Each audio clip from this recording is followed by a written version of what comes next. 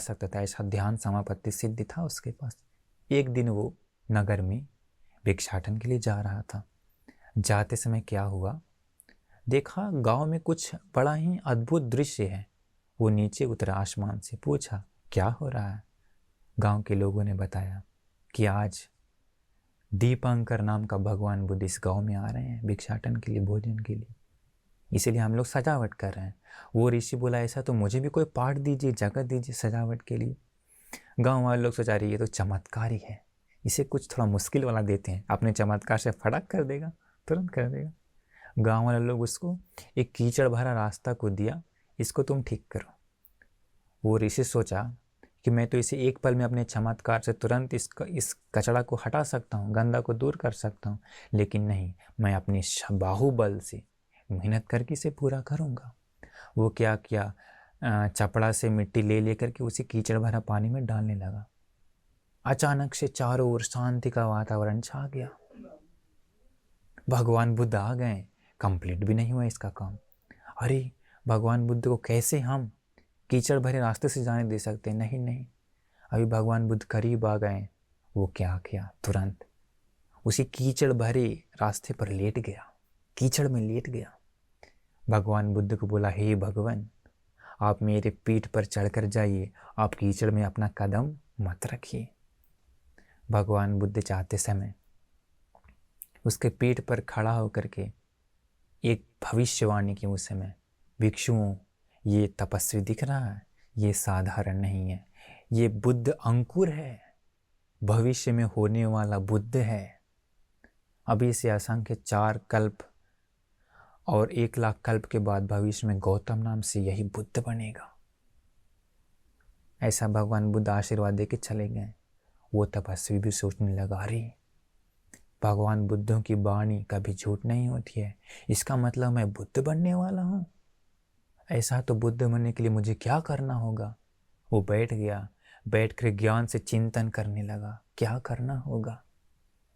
फिर धीरे धीरे उसे समझ में आ गया, ऐसा है तो मुझे बुद्ध बनने के लिए दान नाम की पारमिताओं को संपूर्ण करना होगा। शील, वैराग्य, जीवन, निखम्म, प्रज्ञा, इसके बाद वीर अर्थात असामान्य प्रयास, खंति अर्थात सहनशीलता, इसके बाद सत्य, अधिष्ठान, मैत्री, उपेक्षा, ये 10 पारमिताओं को मुझे संपूर्ण करना होगा। ये विचार किया उसी समय वो तपस्वी बैठ करके पूरा का पूरा विचार किया, अच्छे से विचार किया, और इसी समय से वो संकल्प ले लिया, ऐसा है तो मैं आज से इस 10 पारमिताओं को पूर्ण करूँगा, अपना प्राण ही क्यों ना चला जाए, इसे प्रैक्टिस करूँगा। वो हो गई शुरुआत भगवान बुद्ध जी का उस समय से, बोधिसत्व का घटना। उसी समय से लेकर के वो इन 10 पारमिताओं को पूर्ण करते आए। 1 जन्म नहीं, 2 जन्म नहीं, करोड़ों जन्म नहीं, 100 करोड़ भी नहीं, 100 अरब भी नहीं, 100 खरब भी नहीं, जिसका गिनती नहीं कर सकते हैं। वैसा 1 कल्प नहीं, असंख्य 4 लाख कल्प बहुत दुख से, बहुत मुश्किल से पारमिताओं को पूर्ण करते आए। ये पारमिताओं को पूर्ण करना साधारण व्यक्ति के वश से परे है। बहुत दुख झेले, बहुत कष्ट झेले, पर उन गुणों को पूर्ण करते आए। उनको उसी संसार में दुख भी मिला, सुख भी मिला, लाभ भी मिला, अलाभ भी मिला, निंदा भी मिला, प्रशंसा भी मिला, परंतु उन सब के बीच अपने गुणों को धीरे धीरे धीरे धीरे धीरे प्रैक्टिस करते हुए, पकाते हुए आ गए। अभी वो पूरा पारमिताओं को पूर्ण करके अंतिम जन्म था मनुष्य वेशांतर जन्म। उसी जन्म में अपना धन दौलत राजपाट सब कुछ दान दे करके, अपना बेटा पत्नी दान दे करके, धरती को हिला हिला करके दान दिए, और उसके बाद दूषित देवलोक में जन्म लिए। अभी उनका अंतिम दिव्य जन्म था। इसके बाद मनुष्य लोक में आने का समय आ गया था।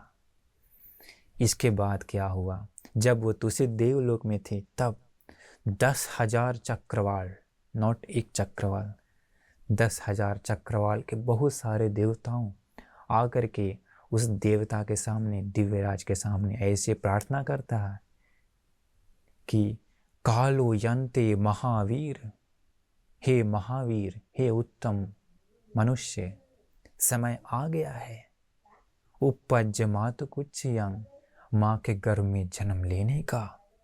सदैव कंग तारयंतो बुझस्सु अमतंग पदंग।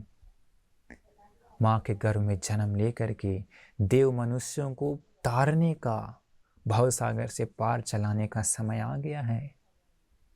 अमृत मुक्ति, अमृत निर्वाण का पद बांटने का समय आ गया है। इसलिए हे महावीर, जन्म ग्रहण करिए मनुष्य लोक में। ऐसा देवताओं ने निमंत्रण दिया, परंतु